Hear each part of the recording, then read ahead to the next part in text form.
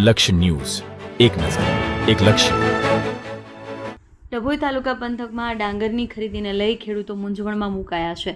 ડભોઈ પુરવઠા ગોડાઉન ખાતે સરકાર દ્વારા નિયત ટેકાના ભાવે ડાંગરની ખરીદી શરૂ તો થઈ ગઈ, પરંતુ ગોકળગાય ગતિએ ડાંગરની ખરીદી થવાને કારણે આજરોજ ઢોલર ગામના ખેડૂત ડભોઈ પ્રાંત અધિકારીને આવેદનપત્ર પાઠવી દિવસ દરમિયાન 15 ટ્રેક્ટર ટેકાના ભાગે ગોડાઉન ખરીદી કરવામાં આવે છે, જેનો વ્યાપ વધારવા અને કર્મચારીઓની સંખ્યા વધારવા માટેની માંગ સાથે આવેદનપત્ર પાઠવ્યું છે.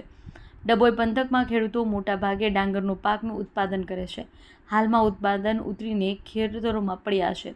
સરકાર દ્વારા ટેકાના ભાવે ખરીદીની શરૂઆત તો થઈ ગઈ છે, પરંતુ ડભોઈ પુરવઠા ગોડાઉન ખાતે ડાંગરની ખરીદી ગોગળગાય ગતિની ચાલતી હોવાને લઈ ખેડૂતો મૂંઝવણમાં મુકાયા છે.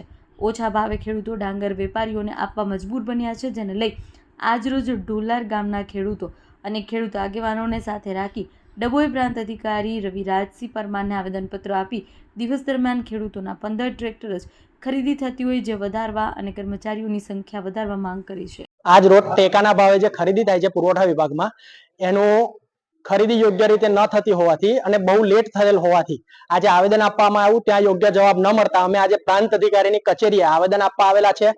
ખેડૂતોના જે પ્રશ્નો છે એ પ્રશ્નોને લઈને અને ખરીદી જે બહુ ધીમી ગતિએ ચાલે છે એના કારણે જે ખેડૂતોનો માલ છે એ માલ ખેતરોની અંદર પડ્યો બગડે છે અને ઘણા બધા ખેડૂતો મજબૂર થઈ અને ટેકાના ભાવે ખરીદી ના કરતા સરકાર નથી કરતી, એના કારણે વેપારીઓને મજબૂર થઈને 5,000 રૂપિયાની અંદર ડાંગર આપવા માટે મજબૂર થઈ જાય છે.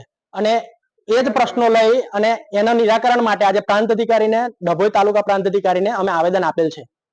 જે વહેલી તકે ખરીદી થાય અને વધુ થાય એ રીતના અમારું અમે પ્રાંત અધિકારી સાહેબને ડાંગરની જે ખરીદી થાય છે જે બહુ મંદ ગતિએ થાય છે એના માટે અમે રજૂઆત કરવા માટે આવ્યા છે. અને બીજું કે જે ગતિ છે અત્યારે એ બહુ ધીમી છે, તો અમે એવું વિચારીએ છીએ કે ખરીદી થોડી વધુ થાય અને વધારે ટ્રેક્ટરો એ લોકો ખરીદી કરે, એના માટે સાહેબને રજૂઆત કરવા આવ્યા છે. જે ગતિ અત્યારે જે પ્રકારે ચાલી રહી છે એના લીધે અત્યારના ખેડૂતો ના છૂટકે વેપારીને માલ આપવો પડે છે અને એ જ માલ પાછો ત્યાં જાય છે, તો એમાં આ ખેડૂતોનું શોષણ થાય છે. એ ના થાય એટલા માટે અમે આ સાહેબશ્રીને કઈ જગ્યા પર આવેદન અમે પ્રાંત અધિકારી સાહેબને આપી છે ડભોઈ. સરકારશ્રી દ્વારા એમએસપી ના ભાવથી ખરીદી કરવા માટે જે પાકોની જાહેરાત કરી તેમાંથી એક ડભોઈ તાલુકાનો મુખ્ય પાક ડાંગર છે. ચોમાસુ સિઝનનો ડાંગર કાપે આજે 3 મહિના થઈ ગયા છે. એમએસપી થી નોંધણી કરાયા પછી 3 મહિના પછી પણ ગોકળ ગાયની ગતિ આજે ખરીદી કરે છે સરકાર, અને જેના કારણે ગોકળ ગાયની ગતિની ખરીદીને કારણે ખેડૂતોએ મજબૂર થઈ અને વેપારીઓને સસ્તા ભાવમાં માલ વેચવો પડે છે, જેથી સીધું દેખાઈ આવે છે કે આ વેપારીઓને ફાયદો કરાવી રહ્યા છે.